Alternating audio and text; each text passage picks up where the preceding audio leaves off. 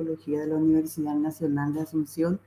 En esta ocasión con un invitado de lujo, así como solemos decir, ¿verdad? Por el tema de que estamos presentando al doctor PhD Ronaldo Rodas Jara con el tema Prácticas basadas en evidencias para el diseño e implementación de intervención clínicas y educativas para una persona con autismo. Es importante recordar que se está transmitiendo por el Facebook de la carrera, que es la modalidad principal para poder acceder a esta capacitación. Bienvenidos a todos. Muchísimas gracias, doctor Ronaldo Rodas. Y le paso el micrófono a la magíster Mercedes Morel, que va a estar moderando esta capacitación. Muy buenas tardes. Muchas gracias, profesora Clara. Muy buenas tardes, doctor Ronaldo. Un gusto tenerte acá con nosotros esta tarde, noche fresca. Bueno, voy a dar una lectura de su breve currículum, ¿verdad? Porque realmente es muy extenso para una cuestión de tiempo. Voy a dar los puntos principales. Él es profesor adjunto e investigador. Es doctor en filosofía, de educación, en psicología y educación. También es magíster en neuropsicología, licenciado en educación inclusiva y psicología. Cabe resaltar que él ha hecho su doctorado en una universidad de Inglaterra y su maestría en la Universidad de Taiwán. Así que es una persona que se ha formado a nivel internacional. Es también miembro de la Asociación Internacional de Trastornos del Neurodesarrollo, revisor nacional e internacional de publicaciones en revistas científicas y también tiene publicaciones en revistas científicas de investigaciones que ha hecho sobre el tema de autismo y inclusión. Muy bienvenido a este espacio y te damos la palabra. Vamos a esperar que el doctor vaya a desarrollar su tema. Pueden ir escribiendo ya sus consultas, sus preguntas, sus aportes por el Facebook y luego vamos a dar lectura a ellas. Adelante. Muchas gracias y primeramente les agradezco la invitación. Es un placer compartir con ustedes esta tarde, noche fresca y especialmente un tema de suma importancia que sería conocer cuáles son las prácticas basadas en evidencia. No voy a mencionar todas porque son muchas. En el caso del autismo se ha estudiado justamente desde los años, vamos a decir, en 60, las prácticas basadas en evidencia, y se han identificado 27 prácticas basadas en evidencia en la actualidad. Y esas prácticas basadas en evidencia fueron identificadas a través de investigaciones robustas, ya sea en ensayos clínicos, y también que demostraron efectividad en diferentes contextos. Y algunas de ellas las conocemos, como el tema, por ejemplo, de la importancia del uso de los pictogramas, los apoyos visuales, justamente una práctica basada en evidencia. Por hoy me voy a enfocar bastante en lo que sería cómo vamos a reconocer y cómo vamos a utilizar esas prácticas basadas en evidencias para justamente el diseño de las intervenciones en el caso del autismo. Entonces, las palabras claves para la ponencia hoy van a ser, probablemente, el trastorno de neurodesarrollo. Como sabemos, el autismo es un trastorno de origen neurobiológico, un trastorno de neurodesarrollo. También vamos a estar hablando sobre las intervenciones, en particular me voy a enfocar mucho en las intervenciones educativas hoy. Y vamos a hablar también de la palabra evidencia. ¿Qué significa una práctica basada en evidencia? Y también cómo se diseña y cómo se evalúa la eficacia de estas intervenciones en el contexto educativo, por ejemplo. Entonces, vamos a ver hoy la importancia de conocer e implementar las prácticas basadas en evidencias para las intervenciones para personas con autismo, ya sea en el contexto clínico educativo también, pero como dije, me voy a enfocar hoy bastante en el contexto educativo. Y también vamos a identificar algunas prácticas basadas en evidencias para diseñar intervenciones psicoeducativas. Entonces, ¿qué son las prácticas basadas en evidencias? Probablemente las prácticas basadas en evidencia sirven como un marco conceptual, como una hoja de ruta para justamente ayudar a los profesionales a poder decidir estrategias que puedan implementar en el aula y también tengan un respaldo de investigaciones robustas. Y estas estrategias o estas prácticas basadas en evidencia se pueden utilizar, por ejemplo, para lo que serían intervenciones académicas o las psicoeducativas, o por ejemplo para enseñar las habilidades adaptativas, como por ejemplo, las habilidades de la vida diaria, o habilidades sociales, o lenguaje y comunicación. Y como dije, en el caso del autismo, hay 27 prácticas basadas en evidencias en la actualidad. Y estas, por ejemplo, son apoyos visuales, o también se le llama pictogramas, o análisis de tareas, también se le llama encadenamiento, cuando enseñamos por parte. Y una de ellas que es muy común también sería la enseñanza mediante sellos discretos, o la intervención mediada por pares o por padres, o las narrativas sociales, o los guiones, o el modelado, el video modelado, como también las intervenciones conductuales en sí, como el ABA, por ejemplo. Todas esas son prácticas basadas en evidencia y que también que ha mostrado efectividad en todos los contextos, como dije, en el contexto educativo, en el contexto, también en el contexto de la casa. Algunas intervenciones también se pueden utilizar, especialmente cuando hablamos, por ejemplo, de las intervenciones tempranas, centradas en la familia, que también hablan de la autonomía.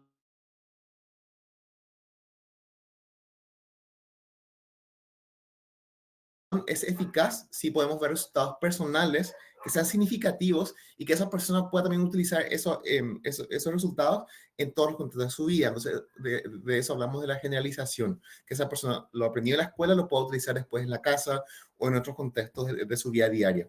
También toda persona puede mejorar su funcionamiento si nosotros le proporcionamos o le brindamos los apoyos que sean necesarios en los contextos en los que viven y se desarrollan, también tener en cuenta los recursos que tiene esa persona para también, también justamente utilizar esas habilidades en diferentes contextos. Cuando hablamos de una intervención, en el caso del autismo, por ejemplo, siempre, sumamos que queremos trabajar lectura, siempre tenemos que hacer una evaluación inicial de lo que serían sus habilidades en lo que sería lectura. En la actualidad, por ejemplo, sabemos que las personas con autismo también pueden aprender, por ejemplo, lectura, escritura, matemáticas, especialmente cuando utilizamos, por ejemplo, la enseñanza sistemática o la enseñanza estructurada, que tiene 4 componentes principales. Esos componentes principales son prácticas basadas en evidencia, y en eso es lo que me voy a enfocar justamente hoy. Después de hacer una evaluación inicial, por ejemplo, vamos a encontrar que un estudiante con autismo todavía, por ejemplo, no aprendí lo que sería conciencia fonológica. Sabemos que en el caso de la lectura hay 5 fases de desarrollo de la lectura. La primera sería conciencia fonológica, después estaría lo que sería conciencia silábica o fonética, después está fluidez, después está vocabulario y comprensión lectora. Entonces, cuando hacemos esa evaluación inicial, yo siempre voy a identificar dónde está el estudiante y de acuerdo a eso también preparar mi plan de intervención o mi plan de clase, o también le podemos, en algunos casos, llamar hasta ajustes razonables.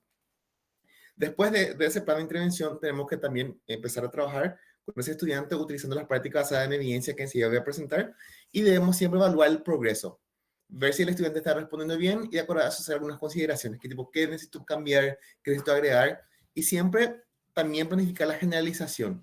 Eso significa la transferencia de las habilidades ganadas en otros contextos. Supongamos que un niño con autismo se está trabajando con él, se le está enseñando, por ejemplo, los números. Entonces también en la casa se tiene que también ver si el niño puede usar los números. O por ejemplo, otro ejemplo, se le está enseñando el uso del dinero. Entonces una posible transferencia de ese aprendizaje podría ser que el niño practique el uso del dinero en la cantina. O sea, que aprenda el uso del dinero en la clase, pero después que lo pueda utilizar en otro contexto, y eso se llama generalización. Y esto siempre tenemos que planificar, especialmente cuando planificamos intervenciones para personas con autismo, no solamente en el contexto educativo, sino especialmente en el contexto clínico también.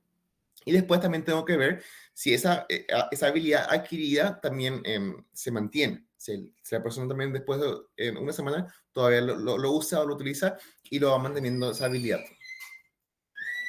Y hay elementos que tenemos que tener en cuenta siempre. La persona, en ese caso su edad, también los hitos de desarrollo de la persona, también su capacidad en cuanto, por ejemplo, su desarrollo cognitivo, también áreas potenciales, como en el caso de autismo tenemos que también tener en cuenta las áreas potenciales que debemos trabajar. Por ejemplo, en el caso de la escuela se puede trabajar, por ejemplo, las habilidades adaptativas. Hasta se puede trabajar el currículum oculto, que yo llamo también lo que sería, por ejemplo, habilidades sociales, y en sí también las habilidades académicas, como por ejemplo lectoescritura, matemática, etc.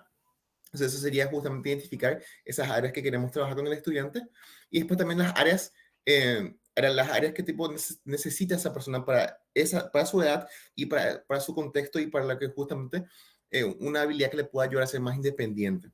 También siempre tenemos que tener en cuenta sus motivaciones e intereses. O sea, vamos a tener en cuenta sus características individuales. O sea, por eso las intervenciones son individualizadas. Entonces tenemos en cuenta sus fortalezas, sus habilidades, como así también sus motivaciones e intereses para justamente diseñar la intervención. También tenemos que tener en cuenta el contexto. si vamos a hacer en la escuela, en la familia o en un contexto comunitario. Y los apoyos que siguen justamente la estrategia que vamos a utilizar. Tenemos que tener en cuenta la intensidad cada cuando vamos a realizar esta intervención y la duración de la intervención. Bueno, en el caso del autismo, ¿cómo intervenir? Como yo les había comentado, hoy me voy a enfocar bastante en lo que es la parte educativa.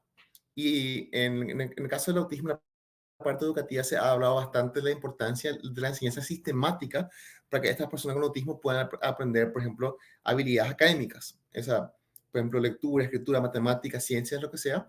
Entonces, la enseñanza sistemática en sí tiene 4 componentes principales, que primeramente sería justamente el uso de refuerzos positivos. El refuerzo positivo es una práctica basada en evidencia que también menciona la importancia de identificar un reforzador en la persona que tiene autismo y utilizar eso para aumentar su motivación, en particular cuando queremos que esa conducta se vuelva a repetir después.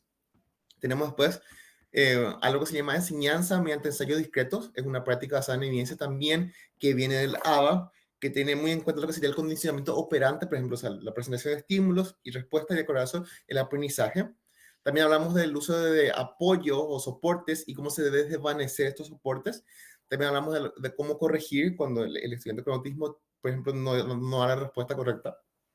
Y también hablamos de la importancia de mantener y también generalizar. Generalizar, como dije, sería esa transferencia de habilidades en otro contexto. Supongamos que le estamos enseñando las vocales, entonces en la casa también tienen que también ayudarnos a que el niño con autismo pueda justamente practicar esas habilidades. Bueno, vamos a ver la primera práctica basada en evidencia, sería el uso de refuerzos positivos para motivar. En ese caso, por ejemplo, se puede utilizar lo que sería el tablero de fichas o lo que también llamamos sistema de tokens. En ese caso tenemos un gráfico de inicio y también final que se utiliza a menudo para ayudar a aumentar la motivación de una persona con autismo. En ese caso, los niños o las niñas ganan fichas que luego pueden canjear por otras recompensas y se puede, por ejemplo, diseñar de esta manera.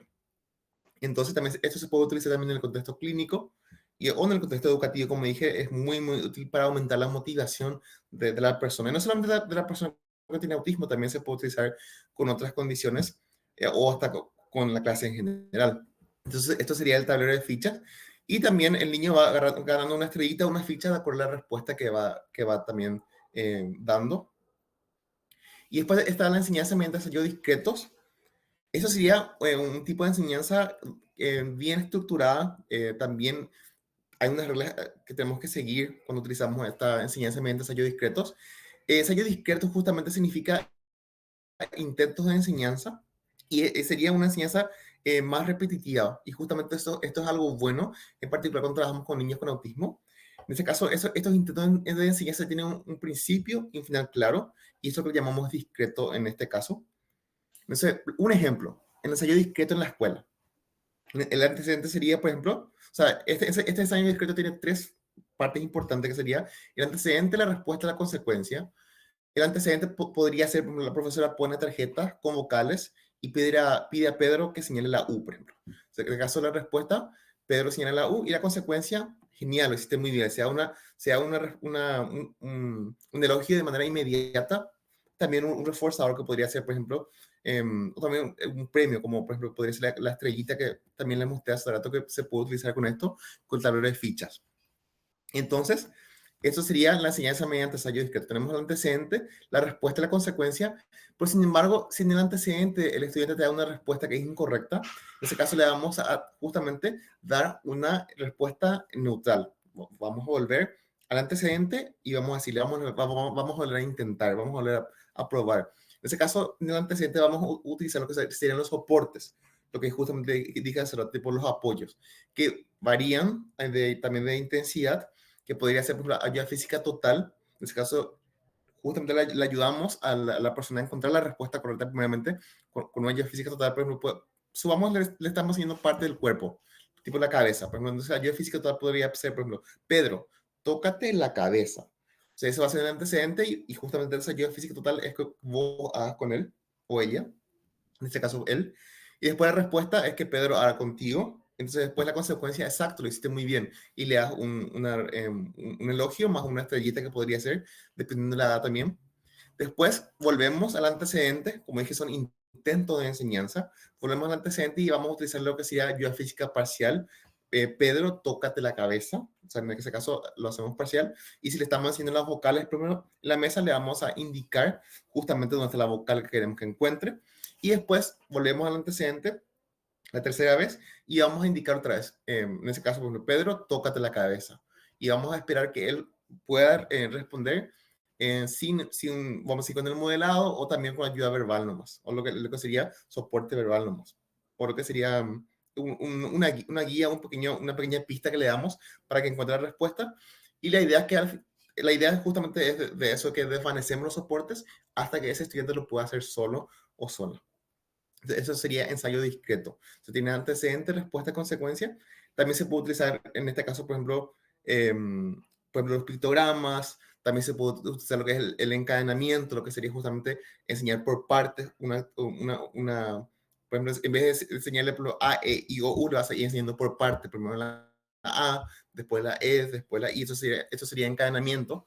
Entonces, como verán, utilizamos varias prácticas basadas en evidencia en una misma clase o en una misma intervención o para trabajar una habilidad en sí, que en ese caso sería la parte de lectura que estamos haciendo en la U. Entonces, como dije, este ensayo discreto tiene partes. Pues la primera parte sería el antecedente. En ese caso, el antecedente sería la enseñanza. En ese caso, obviamente, vamos a buscar la atención primero del estudiante y tenemos que tener un plan de enseñanza sistemática.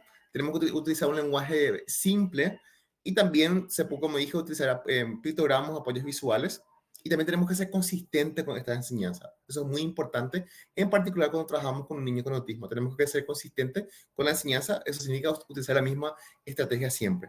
Obviamente, para lo que sería la generalización, se puede utilizar otra estrategia, otros materiales, pero cuando enseñamos la habilidad en sí en la clase o en el contexto clínico, tenemos que ser consistentes.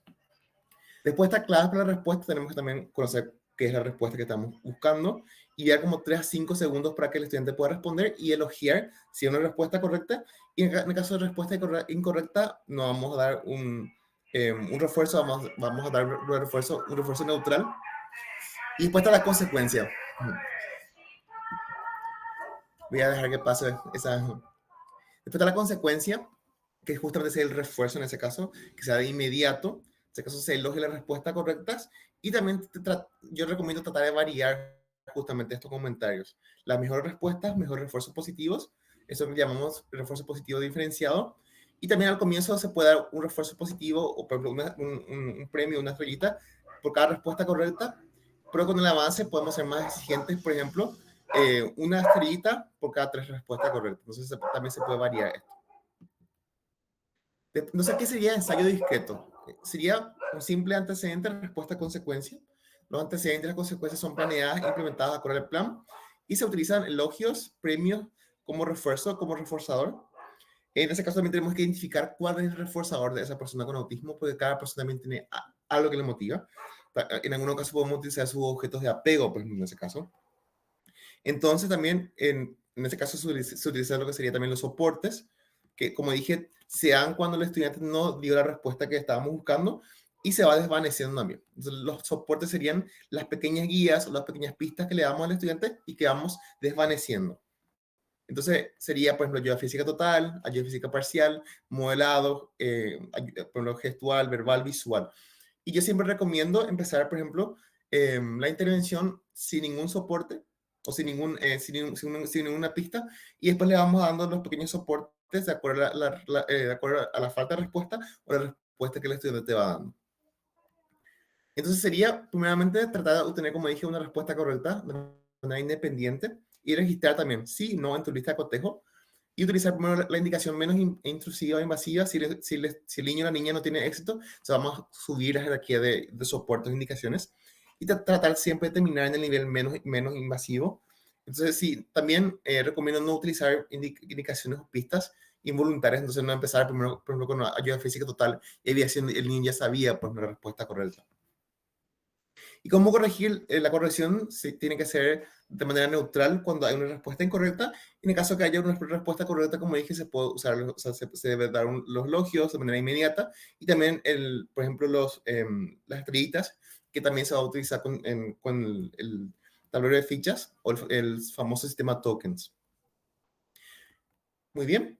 Y después también tenemos lo que es la generalización. En ese caso sería que la persona que después de aprender la habilidad que se está trabajando o la competencia que está trabajando en el caso de la escuela, también puede utilizar esa habilidad en otros contextos.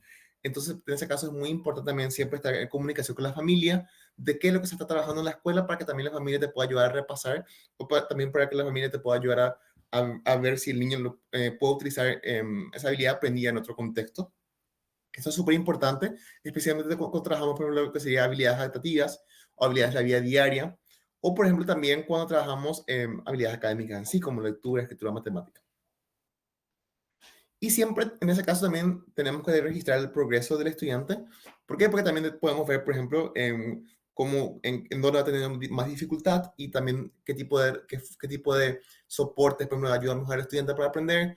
Y esto también nos ayuda después también a comunicarnos para otros grados también qué fueron los logros de ese estudiante durante ese año. Y de acuerdo también para el siguiente año, poder también ver de qué van a depender los ajustes razonables que también se va a trabajar con ese estudiante en la parte de lectura, por ejemplo. Entonces, por eso es muy importante registrar el progreso, porque eso te puede después ayudar a un informe cualitativo que yo siempre recomiendo también cuando hay un ajuste razonable, porque ese informe cualitativo, en ese informe cualitativo se menciona justamente los logros del estudiante y también las dificultades que tuvo y lo que también debería seguir trabajando ese estudiante. Entonces, eso sería las prácticas basadas en evidencia que me gustaría también compartir con ustedes hoy. Entonces, son varias prácticas, pero también se utilizan para focalizar una área en específica, como lectura, escritura, matemáticas, o habilidades sociales, o habilidades adaptativas, como dije, dependiendo de lo que se necesite. Hay 27 prácticas basadas en evidencia total, y estos se van escogiendo de acuerdo a lo que queremos ir trabajando. También, por ejemplo, se puede utilizar con esto, por ejemplo, lo que sería la intervención medida por pares. En ese caso, por ejemplo, los compañeritos te van ayudando a que le vayan enseñando a su compañerito con autismo lo que sería lectura o habilidades sociales, y también le debemos también guiar a sus compañeritos como también actuar con su compañerito con autismo.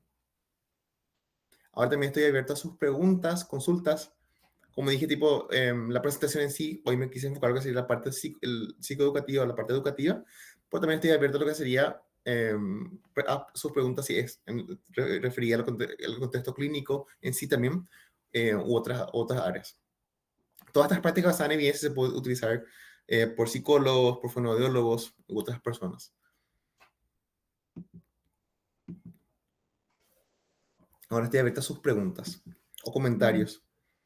No sé si Brenda o Roque tienen una pregunta que ya les llegó. Aún no tenemos consultas, dice, pero yo sí te pediría algo mientras que van escribiendo sus consultas. Si nos podrías hablar un poquitito de qué es el currículum oculto, ¿verdad? Que mencionaste dentro de tu presentación, pero acá en Paraguay tenemos otro concepto de lo que es el currículum oculto. Entonces te pediría si nos puedes ahondar en ese tema para que podamos tener ver un poco la visión de lo que nos traes ahora. Claro. Bueno, como yo les dije, en el caso del autismo, se deben hacer los ajustes razonables, ya sean significativos o no significativos. Y normalmente esos ajustes razonables tratan en Paraguay netamente lo que sería, por ejemplo, las habilidades académicas como lectura, escritura, matemáticas, ciencias, o todas las áreas que tipo se va a trabajar con ese estudiante ese año. Y sin embargo, también en otros países hay algo que se llama currículum oculto, que también debemos trabajar en el contexto educativo, creo yo. Y ese currículum oculto, por ejemplo, en el caso del autismo, sería, por ejemplo, habilidades sociales o habilidades conductuales en sí. En el caso de habilidades sociales, por ejemplo, podría ser, por ejemplo, que el niño al llegar a la escuela empiece a saludar, o también, por ejemplo, que le enseñemos cómo interactuar con sus compañeros, o también le enseñemos, por ejemplo, cómo reconocer sus emociones, las emociones de las otras personas. Y en el caso de la parte conductual, también, por ejemplo, podemos trabajar, por ejemplo, lo que sería, por ejemplo, la extinción de las habilidades que son, por ejemplo, las habilidades que tipo, afectan su desempeño en la escuela, y también recompensamos las habilidades que queremos que el niño logre. Entonces, eso sería el currículo oculto, esas habilidades específicas que esa persona con autismo también necesita ganar en el contexto escolar, que también se debería trabajar en el contexto escolar, como lo que sería habilidades adaptativas, habilidades sociales, habilidades de lenguaje también podría ser. Entonces, eso muchas veces no tenemos en cuenta acá, especialmente en las escuelas, pero sin embargo, se debería también trabajar en el contexto educativo. O sea, debería ser parte de los ajustes razonables. Eso sería la idea del currículum oculto que yo traigo. Genial, muchísimas gracias. Acá me llega una pregunta. Dice si hay experiencias de abordaje de las emociones cuando existen conductas disruptivas, por ejemplo, ¿verdad? En el proceso de enseñanza-aprendizaje. ¿Qué prácticas, o sea, qué prácticas basadas en evidencias podemos utilizar?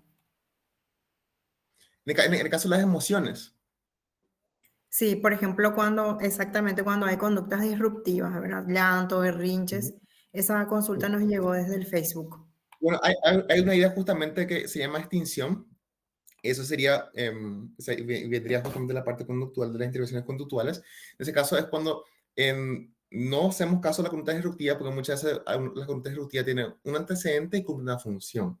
O sea, y muchas veces esa función puede ser escaparse de la clase, escaparse de una situación que no le gusta. Entonces, cuando ignoramos esa conducta disruptiva y cuando direccionamos también su atención a otra actividad, podemos también, en ese caso, justamente ayudar a que no se refuerce esa conducta destructiva. Y después le enseñamos una comunicación más apropiada de esa conducta, que muchas veces también puede ser, esa conducta destructiva también puede ser en el caso del autismo por la dificultad con la comunicación en sí.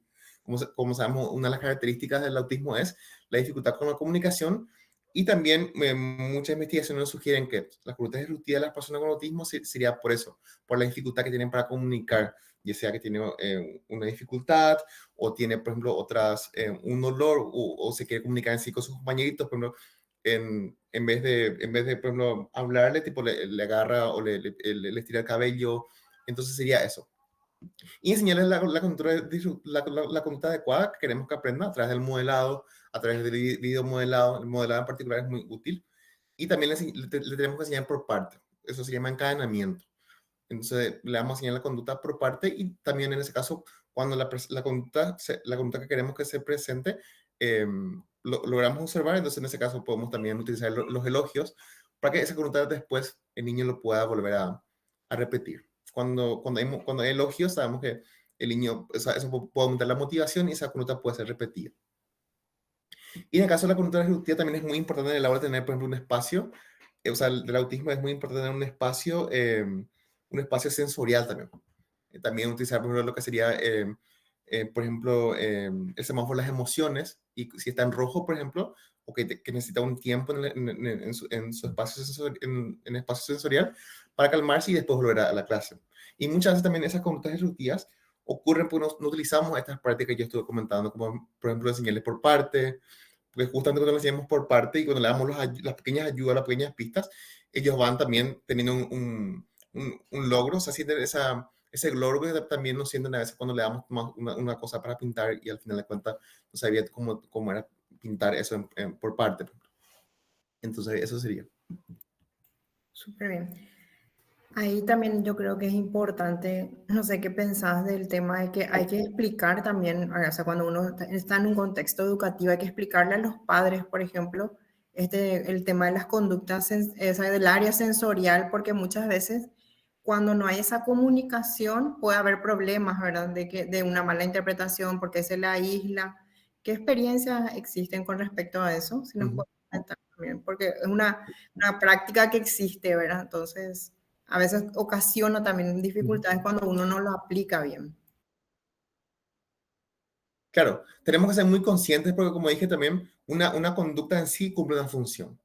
Entonces, ese niño también se puede dar cuenta después que cada vez que él quiera escaparse a la hora de matemática, si tiene una cierta conducta disruptiva, puede escaparse porque, porque se vaya a su zona sensorial o donde también se escapa de la actividad. Entonces, tenemos también que evaluar siempre lo que sería la función de esa conducta y acordar también brindar también los apoyos, las intervenciones correspondientes. En el caso también de la parte sensorial, no a todos los niños con autismo también les sirve. Pues tenemos que tener en cuenta que los niños con autismo pueden tener hipersensibilidad o hiposensibilidad. En el caso de la hipersensibilidad, sí, tipo las luces, las texturas le van a causar, por ejemplo, hasta más conducta disruptiva. En el caso de la hiposensibilidad, las luces o las texturas como la plastilina u otras cosas, tipo, también le ayudan a calmarse. Pero también en ese caso tenemos que conocer el perfil sensorial del niño o la niña. Entonces, por eso o sea, no se puede planificar un mismo espacio sensorial para todos los niños, porque dentro del espectro, como sabemos, es un espectro, tenemos niños que son hipersensibles y otros que son hiposensibles. Voy a relacionar eso que dijiste con la pregunta que nos llegó y acá también Roque veo que escribió o Brenda. Sí, hay variedades para la intervención según la clasificación que nos trae ahora el DSM, según los grados de autismo. Si hay variables con respecto a eso. Bueno, y la intervención especialmente va a depender de los apoyos. Como yo le había mostrado hace rato, o sea, los apoyos, están o sea, los soportes, va a variar de eso también. En el caso del autismo, o sea, siempre también tenemos que tener en cuenta las comorbilidades, si tiene una discapacidad intelectual o no. Y en el caso del autismo en la actualidad, viene con grados de apoyo, sería el nivel 1, nivel 2, nivel 3, que sería la parte de comunicación social, una de las áreas, y el otro sería justamente la parte de intereses fijos o restringidos o repetitivos, intereses fijos. Entonces, de acuerdo a eso también tenemos que tener en cuenta qué tipo de intervención vamos a utilizar, y también en particular el apoyo y también la intensidad del apoyo. Entonces eso, va a depender mucho de las características individuales de esa persona, y también, como dije, también va a depender mucho de su desarrollo cognitivo, de su edad, entre otras cosas. Bien. Pero sí, todas estas prácticas en evidencia se pueden utilizar para todos los casos, solamente también los apoyos se van a adaptar a lo que el niño vaya respondiendo, como también él responda mejor. Acá también nos llega otra pregunta. ¿A qué se refiere el modelado? El modelado. El modelado es cuando le queremos enseñar a un niño, por ejemplo, el cepillado correcto, que puede ser también una intervención que se puede hacer en la casa. Entonces, el modelado podría ser, por ejemplo, cuando nosotros vamos a hacer con el niño, o sea, nosotros por parte le mostramos al niño, eso se llama por parte encadenamiento, se llama por parte, le vamos siguiendo por parte lo que sería el cepillado correcto. Eso se llama modelado, o también puede ser video modelado, donde se graba a otra persona haciendo esa conducta o realizando esa conducta. Entonces le mostramos a la persona con autismo, y es muy útil para enseñar habilidades sociales o habilidades conductuales o hasta habilidades adaptativas, como en el caso del cepillado correcto o el lavado las manos. Entonces, en el caso de lavar las manos, vamos a hacer con ellos parte por parte. Y también se puede poner hasta pictogramas de manera vertical, y en ese caso la persona va viendo, ok, parte 1 es esto, abrir el grifo, parte 2 esto. Entonces, eso sería el modelado. Y siempre lo podemos terminar con un refuerzo positivo. Qué guapo, lo hiciste muy bien, excelente.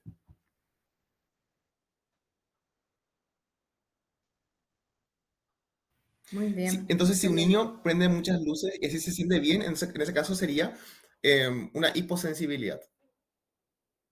En ese caso le gustan las luces, es algo que le hace bien, le relaja. O sea, le ayuda justamente con su, vamos a decir, le ayuda a autorregularse.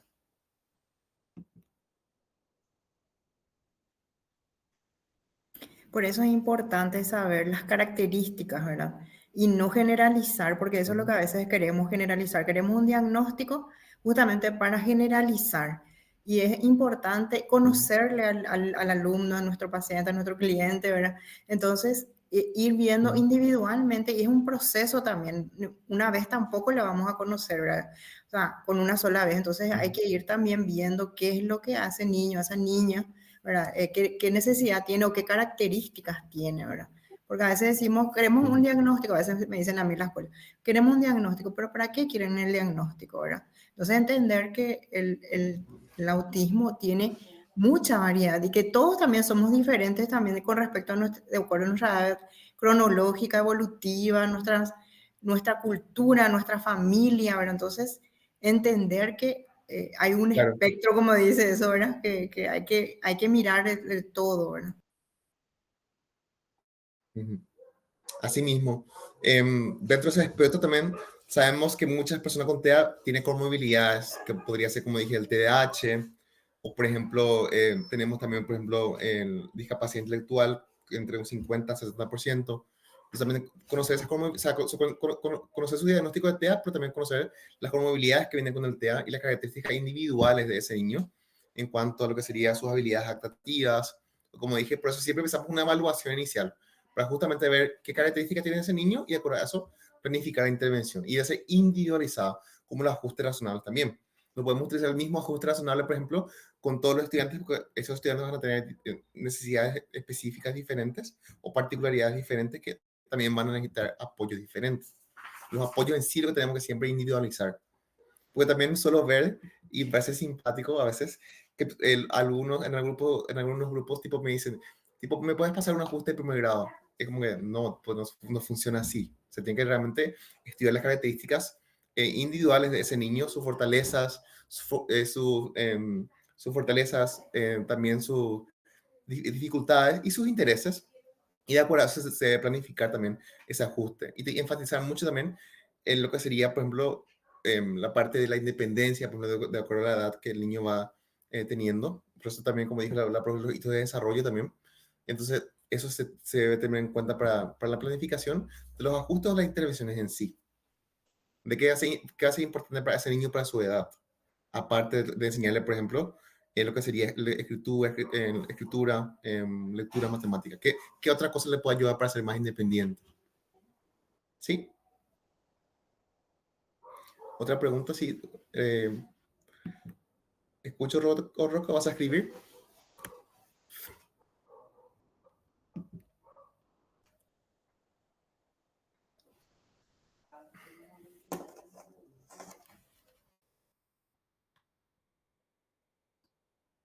Hay un signo que se podría tener en cuenta para darse cuenta que tiene TEA previo a ir a la escuela. Sí, podría ser, por ejemplo, primeramente, dificultad o por ejemplo, no tiene a veces contacto ocular, como que no hace ese contacto ocular con sus cuidadores. También podría ser a veces que le llamas por su nombre y no te responde, parece que no escucha. También podría ser, por ejemplo, que le dificulta mucho estar, por ejemplo, con otras personas, o por ejemplo, no te pide, por ejemplo, lo que quieren, no te señalan lo que quiere. También podría ser, por ejemplo, la dificultad con el lenguaje en sí. También podría ser, por ejemplo, los intereses fijos en algo, o como las rutinas específicas que ellos suelen tener. Entonces, o a veces cuando hay regresión también, podría ser que también el niño haya presentado esas habilidades que estoy mencionando, como lenguaje, habilidades sociales, o también una conducta típica, pero después a los 2 o 3 años hay una regresión de todas esas habilidades. Eso también podría ocurrir y suele ocurrir en los casos más, vamos a decir, más severos de autismo, especialmente tipo autismo o sea, nivel 3 o apoyo nivel 3. Pero como dije, ahora el autismo viene con, o sea, el diagnóstico de autismo, más niveles de apoyo. Y ese nivel de apoyo tampoco es lineal. O sea, un niño con autismo puede tener, por ejemplo, necesidad de apoyo en lo que sería la parte de comunicación social, por ejemplo, 1, por la parte de intereses fijos y restringidos podría ser 2, o viceversa. Entonces, eso sería, por ejemplo, vamos a decir, algunas características. Y en algunos casos, por ejemplo, va a desarrollar lo que sería el lenguaje verbal, pero va a hablar de manera monótona. También va a tener estereotipias, que sería justamente movimiento de los cuerpos, del cuerpo, perdón, como de las manos, o caminar de puntillas, solemos también ver en muchos casos. O también la ecolalia. La ecolalia sería un lenguaje, o sea, un lenguaje no precisamente funcional, pero cuando repiten palabras que escuchan muchas veces o que lo dicen por decir. Eso también podría ocurrir. O también hablar de manera muy monótona, como hablar en prosodia, porque como dije, o sea, el diagnóstico a veces se da cuando es pequeño todavía y dependiendo del nivel de apoyo que necesita, a veces se da en la escuela, porque en la escuela reciben, porque en la escuela tiene que aprender a seguir consignas, es donde tiene que justamente compartir con sus compañeritos y se aísla. También una persona con autismo muchas veces, o sea, justamente la palabra autismo viene de eso, aislamiento, viene del griego, autos, que significa una persona aislada, o sea, se aísla en sí, pero puede tener justamente a veces dificultades. Se suele decir que las personas con autismo no tienen interés para compartir con otras personas, pero eso es también un mito. Sí tienen interés, pero muchas veces no saben cómo hacerlo. Por eso la enseñanza de habilidades sociales es muy importante, especialmente partiendo ya de la escuela o también en la adolescencia, donde también muchas veces por estas dificultades suele haber comorbilidades, por ejemplo, con ansiedad, depresión u otros trastornos de estado de ánimo. Entonces, esos serían los signos. Y como dije, tipo, hay muchos, ahí les puedo comentar muchos, pero las principales serían esas. que otra vez varían de acuerdo, como dije, de acuerdo a los niveles de apoyo que después va a tener esa persona en cuanto a su diagnóstico. Y es súper importante basarnos justamente en el tema que hoy que estás desarrollando, en las evidencias, ¿verdad? Que son herramientas que ya se han comprobado científicamente y que desde la psicología y en las otras áreas que están de esencial la educación se pueden ir implementando, ¿verdad? Porque a veces, o sea, ya son cuestiones que se han probado que resultaron, ¿verdad?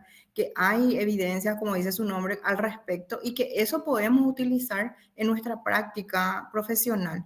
Yo creo que eso es importante también que la gente, porque hay mucha gente que también las familias están escuchando, que sepan también que justamente nos basamos o se basa en esta la idea un poco de compartir esta tarde-noche, de que existen estas evidencias y que bueno, que eso hay que aplicarlo, ¿verdad? Claro. Y también es importante también investigar también su efectividad en nuestro contexto paraguayo, con los recursos que tenemos también. También le insto a los investigadores también a profundizar este tema en el contexto de Paraguay para ver qué tipo de ajustes necesitamos hacer. Justamente yo había realizado una investigación sobre el tema para la enseñanza de habilidades matemáticas y fue muy útil y también ha mostrado mucha efectividad también en nuestro contexto. Entonces también, sí, en el caso, por ejemplo, lo que sería el refuerzo positivo, la enseñanza sistemática en sí, como la enseñanza mediante ensayos discretos, entre otras, puede ser muy efectivo si lo utilizamos bien. Y a los del diagnóstico también, antes, o sea, cuando hay esa identificación de las características de una persona con autismo, siempre yo recomiendo empezar con un tamizaje. Un tamizaje sería una prueba inicial, vamos a hacer una evaluación inicial, que no precisamente es el A2 y el ADIR. Se puede pues, utilizar para el tamizaje el ENCHAT o CARS u otras, hay muchas, pero sería una evaluación inicial que justamente te puede, de acuerdo al puntaje, en el caso de ENCHAT, por ejemplo, te da un puntaje bajo, medio y también un puntaje que te dice directamente, esta persona necesita una evaluación ya definitiva y formal como con el A2 y el ADIR. Entonces, empezar con el tamizaje. Esto va a ser muy importante, especialmente para las personas que viven en el interior, para las personas que tipo, muchas veces no tienen acceso a lo que sería el A2 y el ADIR de manera inmediata, y también tienen menos costo y es más fácil de acceder y más personas lo pueden hacer comparado a lo que sería el A2 y el ADIR, que las personas tipo, necesitan estar certificados y es muy costoso para las familias paraguayas. Está por lo 1,5 millones, 2 millones.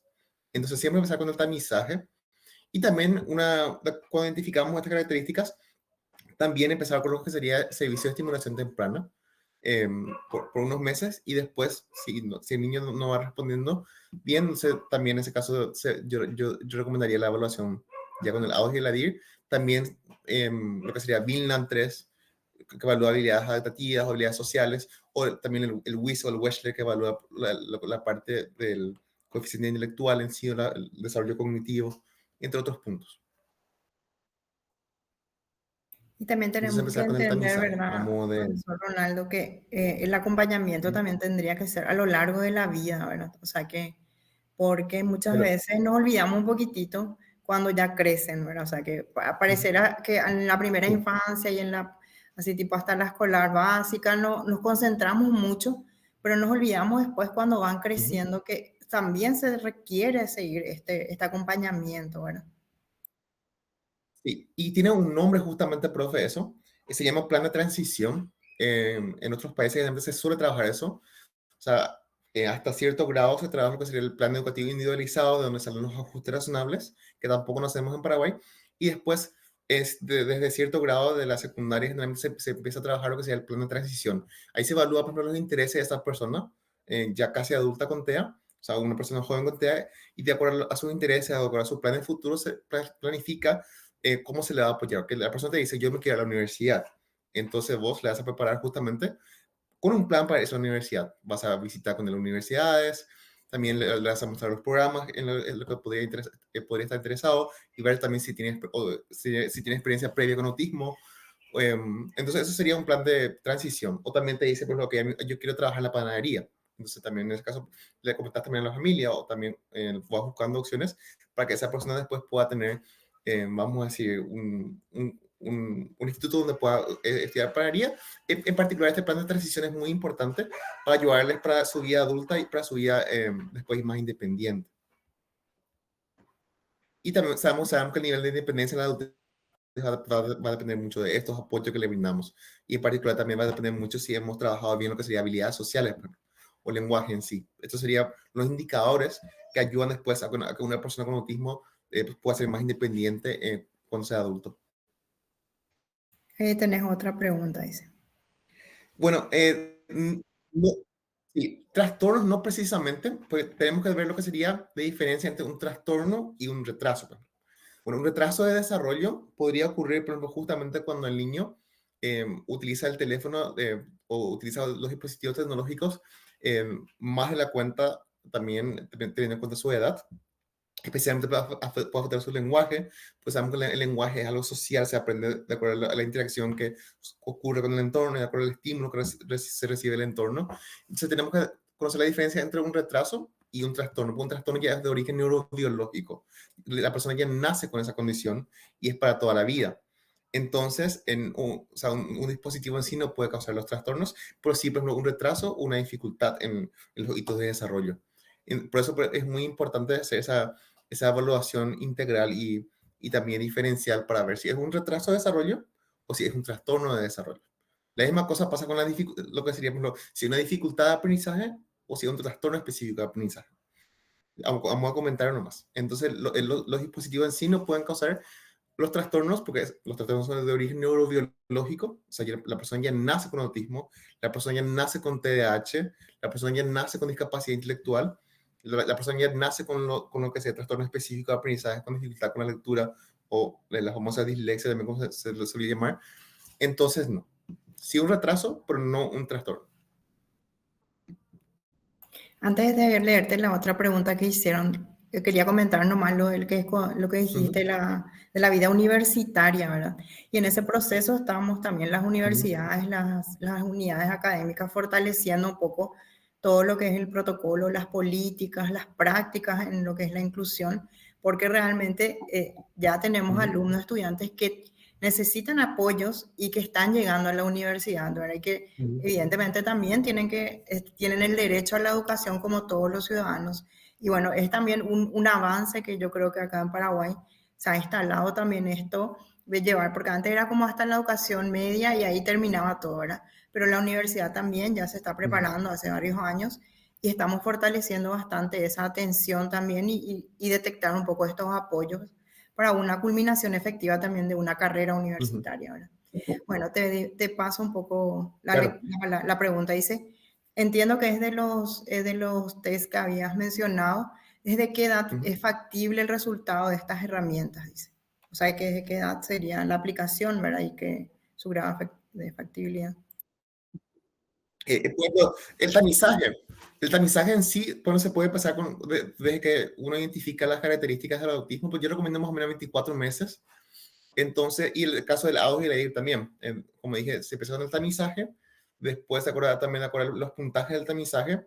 Si en el caso del ENCHA, por ejemplo, si el puntaje es de 7 para arriba, entonces se recomienda ya una evaluación directa de lo que sería la ADOS y la DIR y el VINLAN y entre otras. En el caso si tiene un puntaje medio, se hace por una entrevista de seguimiento y si es un puntaje bajo, entonces se le suele volver a evaluar después de unos meses, especialmente de una disminución temprana en esa área específica que se identificó, por ejemplo, que podría ser el lenguaje, y también hacer un diagnóstico diferencial en ese proceso, si es realmente autismo u otros trastornos parecidos, como el trastorno de desarrollo del lenguaje, que suele ser un trastorno muy parecido al autismo también.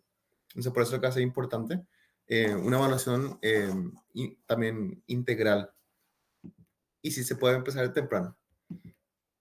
Pero algo importante, en el caso del autismo, el diagnóstico todavía es clínico. Entonces, eso significa que para el diagnóstico en sí se tiene que utilizar lo que sería el ADOS y la DIR. En el caso del ADOS se hace una evaluación sistemática en un contexto controlado de la conducta de la persona, y la DIR sería una entrevista semi-estructurada a los padres o los cuidadores. Y el ADOS viene por módulo también. O sea, de acuerdo a la edad se elige el módulo. Y las pruebas genéticas, entre otras pruebas tipo se puede también, pero sería solamente para como que un seguimiento, como también otras más avanzadas, pero el diagnóstico en sí es clínico todavía. Eso también es importante mencionar. Bueno, no sé si hay más preguntas. Ya no le estoy leyendo más ninguna.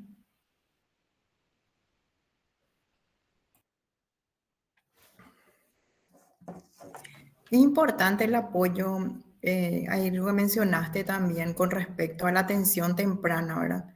Que si bien creo que si bien uno no tiene un diagnóstico todavía así certero, ya que puedan recibir ese apoyo temprano justamente para poder desarrollar estas áreas, ¿verdad? O sea, a eso un poco apunta este desarrollo temprano que habías mencionado.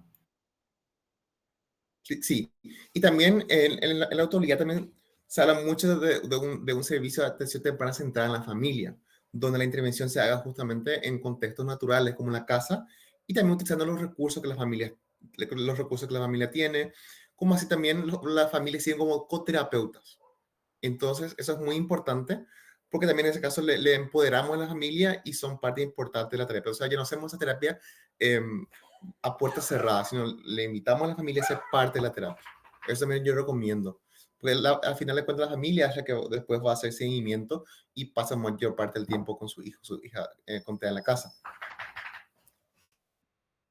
Y ese es un cambio totalmente de paradigma con respecto a lo que es la atención, ¿verdad? La psicología que tiene que ser individualizada, solamente yo como profesional sé, también ahí un poco le involucro a la familia que son los que conocen su realidad y le conocen más a veces que los profesionales, ¿verdad? Pero, además que la familia también tiene que saber, por lo que, si pasa una conducta desajustada o también comportamiento difícil, como le llamamos, que ellos pueden hacer en la casa, por ejemplo. O sea, le tenemos que también equipar a las familias con habilidades o conocimientos que ellos pueden también utilizar en la casa, o también los mismos docentes. Tipo, en la parte conductual también en sí, cuando trabajamos en la parte conductual, todos tenemos que trabajar de la misma manera, utilizar las mismas estrategias. Eso va a ser muy importante. Por eso va a ser importante esa comunicación interdisciplinaria, que el profesional trabaje con la familia, con la escuela y otras personas también que estén trabajando con ese niño o esa niña. Que no cada uno trabaje en su isla, sino sea un trabajo colaborativo, cooperativo.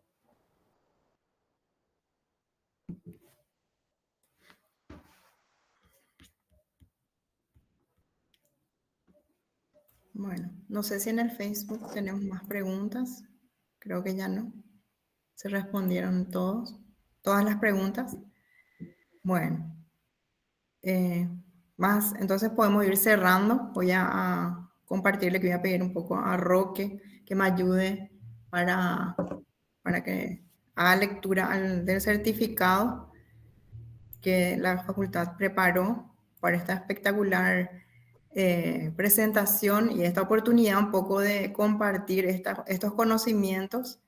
Desde ya agradecidos todos por tu valioso tiempo, por compartir todo esto que también fuiste trayendo, estudiando en otros países y fortalecer un poco también lo que es nuestra práctica, ¿verdad? Porque aparte yo sé que el profesor Ronaldo también está formando a otros actores clave en la sociedad, ¿verdad? Están trabajando con los policías, con los docentes, y que toda la sociedad tiene que estar involucrada también en todo lo que es este proceso, ¿verdad? Que a veces las familias y los profesionales no se tienen que sentir solos en este proceso de trabajo, porque a veces eso es lo que pasa, ¿verdad? Que a veces se sienten o nos sentimos un poco solos y no estamos solos, ¿verdad? Hay una red de profesionales que están apoyando y que están capacitándose justamente para dar estas herramientas adecuadas y oportunas. Así que te agradezco muchísimo, agradezco mucho a la carrera también de psicología por darnos este espacio para poder compartir y fortalecer esta carrera y todo esto que estamos haciendo. Entonces le doy la palabra a Roque para que dé la lectura del certificado. Adelante, Roque. Desde la Universidad Nacional de Asunción, en la Facultad de Filosofía, se le otorga el presente certificado al doctor Ronaldo Rodas Jara por su excelente participación como disertante en la jornada de capacitación sobre prácticas basadas en evidencias para el diseño e implementación de intervenciones clínicas y educativas para una persona con autismo, realizada en julio del 2025 en la Facultad de Filosofía de la Universidad Nacional de Asunción. Muchísimas gracias al doctor Ronaldo por su tiempo y todo su conocimiento. Muchas gracias a ustedes por el espacio también y espero volvamos a compartir en el futuro.